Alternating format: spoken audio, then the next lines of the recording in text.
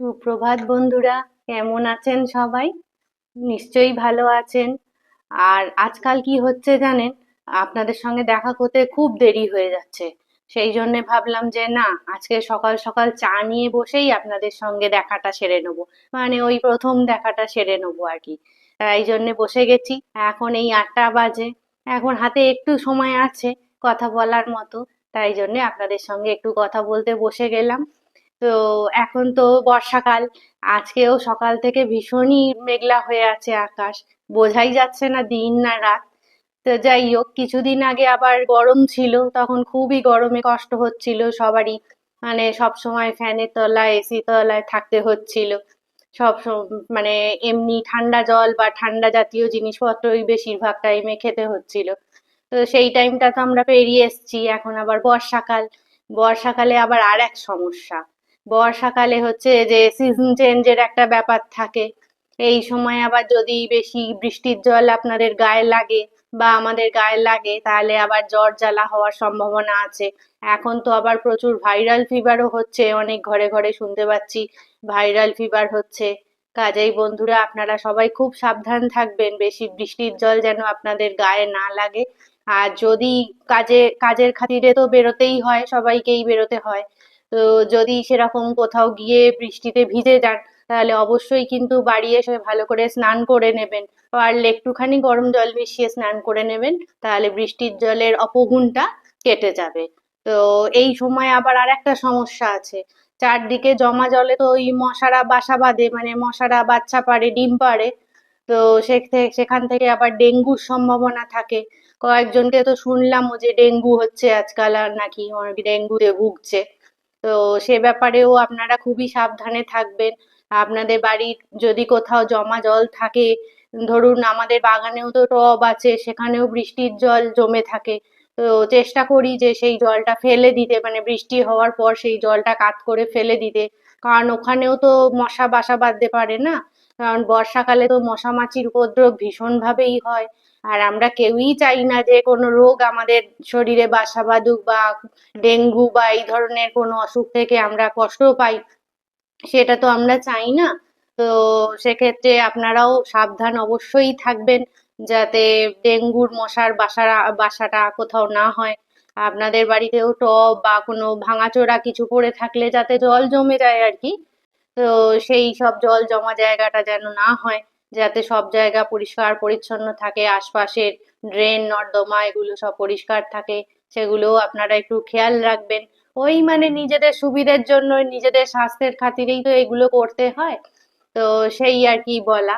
তো যাই হোক, আবার পরবর্তী আবার নানান কাজের সঙ্গে আপনাদের সঙ্গে আমার দেখা হবে। সকাল সকাল দেখাটা আপনাদের সঙ্গে সেরে নিলাম। এবার আবার টিফিনটার ব্যবস্থা করে নেওয়া যাক। এই যে আজকে টিফিনে চাউমিন করেছি। এই যে চাউমিন বেড়েও ফেলেছি থালায় খাওয়ার জন্য। আসলে কি হয় জানেন, রোজ রোজ মানে কি টিফিন করব সেটা একটা খুব সমস্যা হয়ে যায়। তো যাই হোক, আজকে এই গাজর ফাজর গুলো ছিল বলে ভাবলাম চাউই করে ফেলি, চাউমিনটাও ছিল। তো খেলে বেশ অনেকক্ষণ পেটটাও ভর্তি থাকে। তারপর টিফিন খেয়ে আবার দুপুরের খাবার প্রস্তুতির ব্যাপার থাকে। আর সকালে তো আরো নানা রকম কাজও থাকে। তো সকালের টিফিনটা একটু পেট ভরা না হলে একটু অসুবিধে হয় আর কি। তাই জন্য আজকে চাউমিনটাই করে ফেললাম। তাহলে নিয়ে বসে যাই। আজকে লাঞ্চে একটা মুখরোচক খাবার করার ইচ্ছে আছে জানেন, সেটা চিংড়ি মাছ দিয়ে করব। এবার কি খাবার কিরাম করে করছি সবই তো আপনাদের দেখাবো। তাহলে চলুন খাবারটা তৈরি করে ফেলি। এই যে চিংড়ি মাছ, এটাকে আগে ছাড়িয়ে নেবো, তারপর আস্তে আস্তে খাবারটা বানাবো।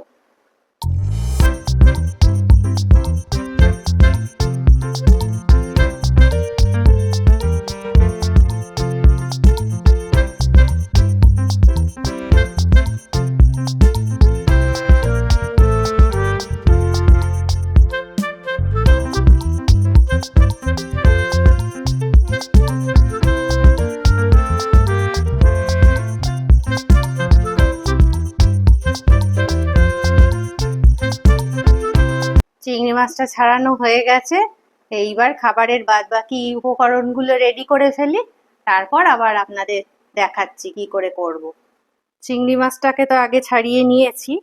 এবার কেটেছি হচ্ছে কুদলি, এটা খুবই অনামি সবজি, খুব একটা সবার পছন্দসই নয়, কিন্তু আজকে এটাকে একটু মুখরোচক করে বানানোর চেষ্টা করছি, দেখা যাক খেতে কেমন হয়, বাড়ির সবার খেয়ে কেমন লাগে। তো এছাড়া এটাকে আমি জাস্ট দু টুকরো করে কেটে নিয়েছি, মানে সামনে পেছনের পোর্শনটা একটু ছাড়িয়ে দু টুকরো করে কেটে নিয়েছি। এছাড়া লাগছে কাঁচা লঙ্কা, রসুন আর আদা। এবার চিংড়ি মাছের সঙ্গে এইগুলো সব একসঙ্গে দিয়ে বাটবো, মিক্সিতে বাটবো। তো বেটে নিই আগে। এবার রান্নাটা শুরু করি। কড়াতে তেল দিয়ে দিয়েছি, সর্ষের তেল, এই রান্নাটা সর্ষের তেলেই হবে। এবার এতে কালো জিরে আর একটা শুকনো লঙ্কা ফোড়ন দেবো। তেলটা গরম হয়ে যাক, যখন কালো জিরে আর শুকনো লঙ্কার খুব সুন্দর গন্ধ বেরোবে, তখন চিংড়ি মাছ আর কুদলি আর যেগুলো বেটে রেখেছি আদা রসুন সে দিয়ে কাঁচা লঙ্কা দিয়ে সেইটা কড়াই দেব। এই যে বেটে রেখেছি, সব একসাথে বেটে রেখেছি। এইবার তেলটা গরম হলে তাতে দেবো, কড়াতে এটা দেব।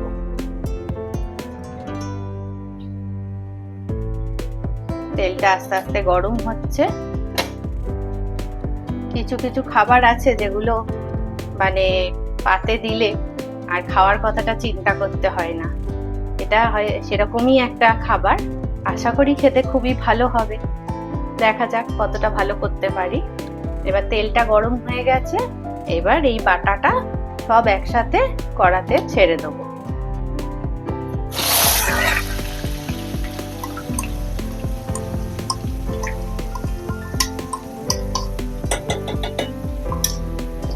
এটা কড়াতে দিয়ে দিয়েছি। এবার এটা কিছুক্ষণ ছাড়া ছাড়া নাড়তে থাকবো।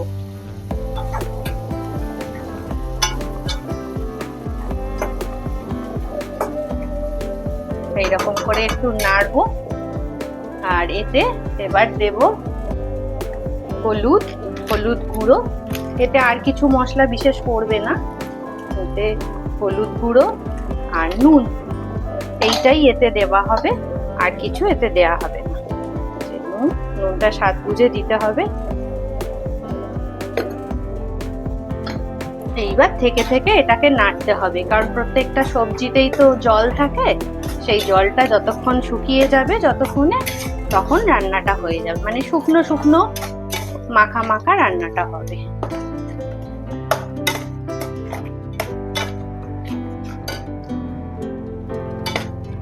অলরেডি জল বেরোতে শুরু করেছে, যেহেতু নুন দিয়েছি।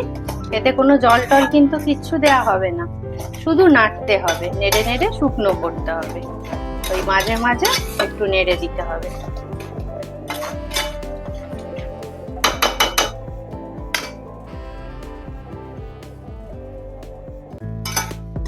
আবার একবার নেড়ে দিই, জলটা অনেকটা টেনে এসেছে, শুকনো হয়ে এসেছে, তবু এখনো অনেকটা দেরি আছে পুরোটা রান্না হতে। মুখরোচক রান্না করতে হলে একটু সময় লাগবে, একটু ধৈর্য ধরে করতে হবে, তবে তো খেতে ভালো লাগবে। তাই আবার একটু নেড়ে দিলাম, আবার কিছুক্ষণ ছাড়া ছাড়া নাড়তে হবে। জলটা শুকিয়ে এসছে অনেকটা, তবু আরো একটু দেরি আছে। রান্নাটা এবার একদম হয়ে গেছে, এবার নামাবো। নামানোর আগে আর দুটো কাঁচা লঙ্কা জাস্ট ফাটিয়ে দিয়ে দেবো, কারণ আমরা বেশি ঝাল খাই না, রান্না আবার বেশি ঝাল হলে কেউই পছন্দ করবে না, তাই জন্য ওপর ওপর দুটো কাঁচা লঙ্কা ফাটিয়ে দিয়ে নিলাম। আপনারা চাইলে যদি বেশি ঝাল খান তা আর দুটো লঙ্কাও দিতে পারেন, আর একটু কাঁচা তেল ছড়িয়েও দিতে পারেন। আমি কাঁচা তেল আর দিইনি, যা তেল দিয়েছিলাম ওতেই করেছি। এবার এটা গ্যাস বন্ধ করে নামিয়ে নেবো। হয়ে গেছে আজকে আমার মুখরোচক কুদলি। দেখা যাক সবাই খেয়ে খেয়ে কিরকম বলে। আপনাদের সঙ্গে কথা বলতে বলতে তো রান্নাটা করে ফেলেছি, আর স্নানও হয়ে গেছে, পুজোও হয়ে গেছে। খুব তাড়াতাড়ি আজকে কাজ সেরেছি জানেন। এখন এই 2টো বাজে, বেশ একটু মানে ক্লান্ত হয়ে গেছি, তাড়াতাড়ি কাজ করেছি তো সেই জন্য। তো ভাবলাম একটুখানি বসি, একটু পরেই তো রুদ্র এসে যাবে স্কুল থেকে, তো ও এলে ওকে খেতে দিয়ে একেবারেই খেতে বসবো আমরা। ওই একটা নতুন পদ করেছি, আগে ওকে দেবো, ওর কেমন লাগে জেনে তারপরে আমরা সবাই খেতে বসবো। তাহলে একটু অপেক্ষা করি রুদ্রর জন্য। রুদ্র, আজ একটা নতুন জিনিস রান্না করেছি, দেখ তো খেয়ে কেমন লাগছে। ভাত দিয়ে মা, শুকনো ভাতে মা। হ্যাঁ, একটু বেশি করে নে, তবে একটু টেস্টটা পাবি। তরকারিটা একটু বেশি করে নে, খেয়ে দেখ তো কিরকম লাগে, তারপর বলবো কি, এখন বলবো না, আরে খেয়ে দেখ। দেখ তো, ভালো হয়েছে। কি বলতো এটা? কুদলি, চিনিস কুদলি? খা তাহলে, ভালো লেগেছে, খা পেট ভরে।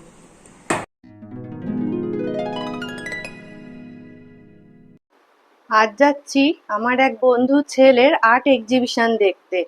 বজবজের বুকে আর্ট এক্সিবিশন খুবই কম হয়, আর যেহেতু আমার বন্ধুর ছেলে, সেহেতু মানে মনের তাড়নায় যাচ্ছি আর কি, মানে মনের তাগিদে যাকে বলে। তো সেখানে কিরকম কি এক্সিবিশন দেখলাম, কি কি ঘটনা ঘটলো, সবই আপনাদের সঙ্গে শেয়ার করব। তাহলে ঘুরে আসি এক্সিবিশন থেকে। এসে গেছি আর্ট এক্সিবিশনের গেটের সামনে, এখানে পোস্টারটা দেওয়াই আছে। চলুন তাহলে ভেতরে যাই, দেখি গিয়ে।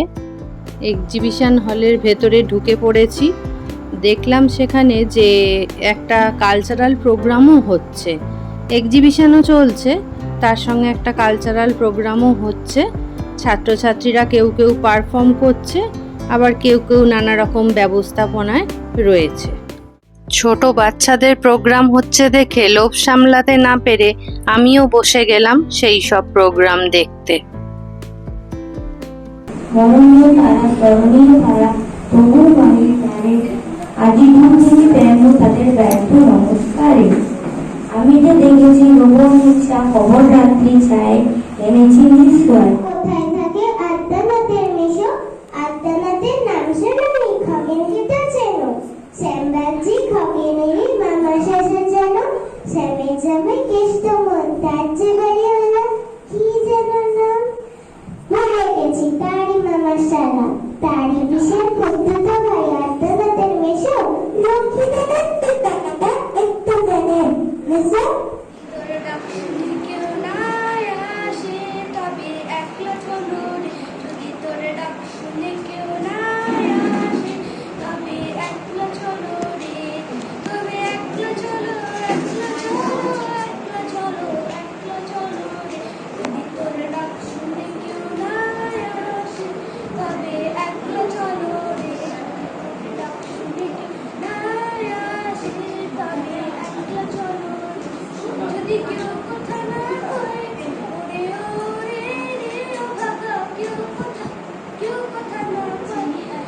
সবাই থাকে মুখ ফিরায়, সবাই করে এবার, যদি সবাই থাকে মুখ ফিরায়, সবাই করে তবে কোরআন খুলে,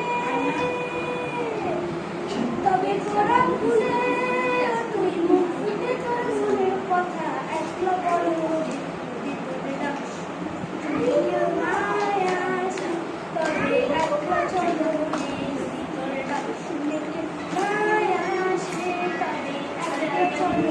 বিশ্বকবি রবীন্দ্রনাথ ঠাকুরের বাউল।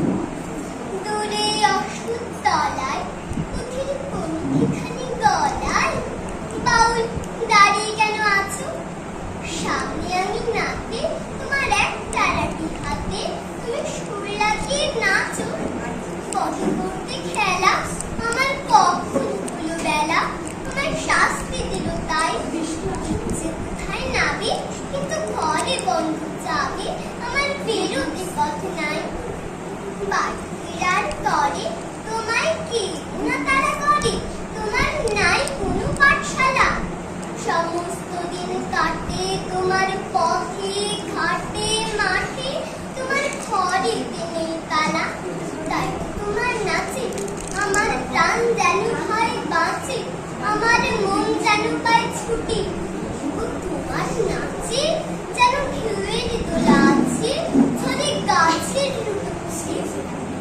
অনেক দুঃসাহস, আমার চোখে লাগায় রেশ, যখন তোমায় দেখি পথে, দেখতে পায় যে মন যেন নাম না জানা মন, কোনো পথ হারা পথ, হঠাৎ মনে লাগে যেন অনেক দিনের আগে আমি অমনি ছিলে ছাড়া। সেদিন গেল ছেড়ে আমার পথ নিল কে কেড়ে, আমার হারালো এক তারা। কে নিল টেনে আমার পাঠশালাতে এনে, আমার এলো গুরু মশাই। মন সাদা যার চলে, যত ঘরে ছাড়াদের দলে, তারে ঘরে কেন বসায়? কত আমায় ভাই, তোমার গুরু মশাই নাই। আমি যখন দেখি ভেবে বুঝতে পারি খাঁটি, তোমার বুকের এক তারাটি, তোমার ওই তো করা দেবী। তোমার কানে কানে ওরে গুনগুনানি গানে, তোমায় কোন কথা যে কয় সব কি তুমি বোঝো? তারে মানে যেন খোঁজো, কেবল ফিরি ভুবনময়। ওরই কাছে বুঝি আছে তোমার নাচের পুঁজি, তোমার খেপা পায়ের ছুটি। ওরই সুরের বলি তোমার গলার মালা দোলে, তোমার দোলে মাথার ছুটি। মন যে আমার পালায় তোমার এক তারা পাঠশালায়, আমায় ভুলে দিতে পারো নেবে আমার সাথে। সব পণ্ডিতের হাতে আমায় কেন সবাই মারো? ভুলিয়ে দিয়ে পড়া আমায় শিখাও শুরু করা, তোমার তালা ভাঙার পাঠ। আর কিছু না চাই, যেন আকাশখানা পাই আর পালিয়ে যাওয়ার মাঠ। এইবার মূল পর্বে চলে এসেছি, মানে এক্সিবিশন দেখার ব্যাপারে। এখানে কতগুলো স্কাল্পচার দেখতে পাচ্ছি। ছাত্রছাত্রীরা তাদের স্কাল্পচারগুলো এখানে এক্সিবিশনে রেখেছে। এইসব কাজগুলো সত্যিই দেখতে খুব ভালো লাগে। বাচ্চা বাচ্চা ছেলেমেয়েরা এত সুন্দর প্রচেষ্টা করেছে, এটা সত্যিই বলার মতো। দেখুন, সত্যি খুব ভালো লাগছে দেখতে। এইটা দুর্গা ঠাকুর, না এটা সরস্বতী।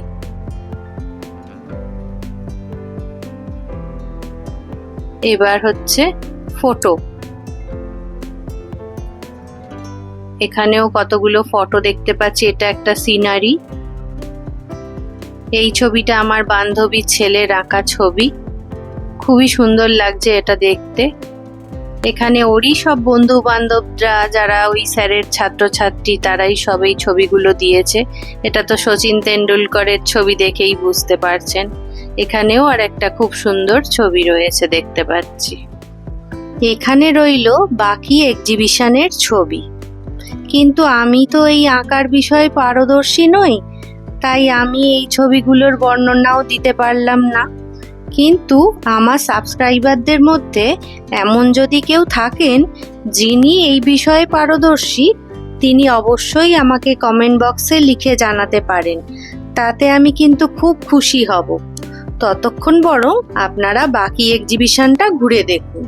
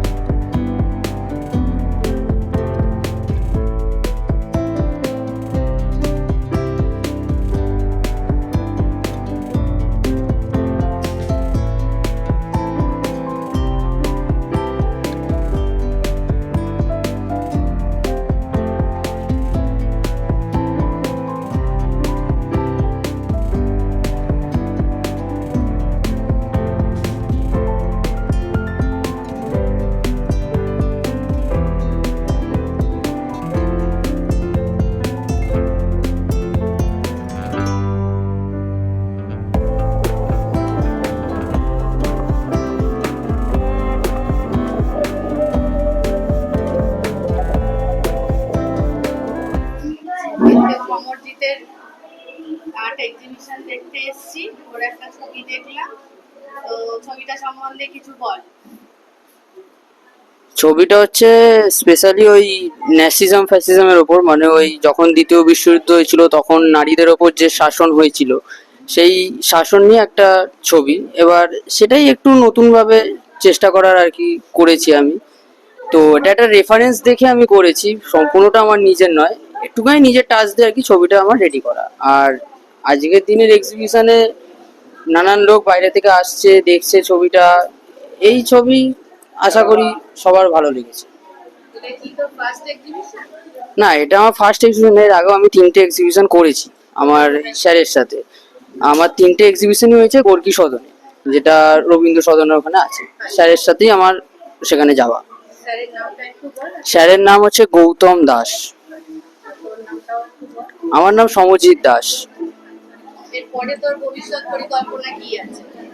আপাতত ভবিষ্যৎ পরিকল্পনা আমি রেখেছি এই আঁকা নিয়ে এগোতে চাই। আমার পড়াশোনার দিকে খুব একটা ইন্টারেস্ট নেই, আমি আঁকা নিয়ে এগোতে চাই। তো এই স্যারের সাথে এখন আছি, এক্সিবিশন করছি, কোথাও আঁকা দিচ্ছি, কোথাও অকশান হোক, কোথাও এক্সিবিশন হোক। আমিও চাই আরও স্যারের সাথে থেকে থেকে আমি এগুলো ডেভেলপ করব। আর সামনে আমি আর্ট কলেজের ফর্ম ফিল আপও করেছি, তো আর্ট কলেজটাও আমি পাস করব। সেটার পর তারপর আমি দেখবো যে আগে কাজের দিকে কি এগোনো যায়। ভবিষ্যতে আঁকা নিয়ে হ্যাঁ হ্যাঁ, ভবিষ্যতে আঁকা নিয়ে এগোতে চাই। খুব ভালো, ভালো লাগলো এক্সিবিশন থেকে। ঠিক আছে, থ্যাংক ইউ। ধন্যবাদ। বাদে এরকম একটা সাংস্কৃতিক অনুষ্ঠান দেখে খুব ভালো লাগলো, মনটা ভরে গেল। আমাদের ছোটবেলায় আগে এরম ধরনের অনুষ্ঠান বহু হতো। আমার বাবা ছিলেন তো লাইব্রেরিয়ান, মানে পাবলিক লাইব্রেরির লাইব্রেরিয়ান। তো তখন পাবলিক লাইব্রেরিতে এরম ধরনের অনুষ্ঠান, এইসব আর্ট এক্সিবিশন, হ্যাঁ, এইসব আরো নানা রকম ভালো ভালো প্রোগ্রাম প্রচুর হতো। আমাদের ছোটবেলাটা তো এইসব নিয়েই কেটেছে, মানে এইসব সাংস্কৃতিক বেল্টের মধ্যেই কেটেছে। আমার আরেক কাকাও ছিলেন যিনি গানের জগতে ছিলেন, সেই সূত্রে বহু গানের আর্টিস্ট, বড় বড় নামকরা গানের আর্টিস্টও বজবজে এসেছে। পাবলিক লাইব্রেরির মতো হলেও ওনারা এসেছেন, নানা রকম প্রোগ্রাম করেছেন। তো এখন তো আর এইসব জিনিস কিছু হয়ই না প্রায় বলতে গেলে। তা যাই হোক, অনেকদিন বাদে এইরকম একটা আর্ট এক্সিবিশন দেখে মনটা আমার ভরে গেল। আবার সেটা তো আমার আবার বান্ধবীর ছেলের অনুষ্ঠান, মানে বান্ধবীর ছেলের আর্ট এক্সিবিশন। যদিও শুধু ওর আঁকা ছিল না, আরো অনেকেরই আঁকা ছিল, তাহলেও মানে ওর নিমন্ত্রণেই তো আমাদের যাওয়া। তো সেই হিসাবে আর বান্ধবীর ছেলে মানে সেও আমার পুত্রতুল্য, কাজেই মনটাও আমার খুব ভরে গেল জানেন। আর আমি ভগবানের কাছে প্রার্থনা করি যে তার আগামী জীবন যেন আরো সাফল্যমণ্ডিত হয়, আরো যেন ভালোভাবে সে আঁকতে পারে, আরো ভালো ভালো জায়গায় এক্সিবিশন করতে পারে। আর আমাদের বজবজের বুকেও যাতে এরকম আরো আর্ট এক্সিবিশন হয়, সেই আশায় আমরা মানে বুক বেঁধে থাকি। এইসব মানে ছোট ছোট ছেলেরা আরো নিজেরা সমৃদ্ধ হোক, সব দিক থেকে বজবজকে আরো সমৃদ্ধ করে তুলুক নানা রকম সাংস্কৃতিক কার্যকলাপের মধ্য দিয়ে। সেই সব অনুষ্ঠান দেখার আশায় আমরা রইলাম। আমার ভিডিওটা তাহলে যদি ভালো লেগে থাকে অবশ্যই একটা ছোট্ট করে লাইক করে দেবেন। আর আপনাদের আত্মীয় স্বজন বন্ধু বান্ধবের সঙ্গে একটু শেয়ার করে দেবেন। আর সাবস্ক্রাইব বাটনটা টিপতে কিন্তু ভুলবেন না। আর বেল বাটনটা অবশ্যই প্রেস করে দেবেন। ততক্ষণের জন্য বন্ধুত্বের দাবি নিয়ে আপনারা সবাই ভালো থাকুন, সুস্থ থাকুন আর আনন্দে থাকুন। শুভরাত্রি।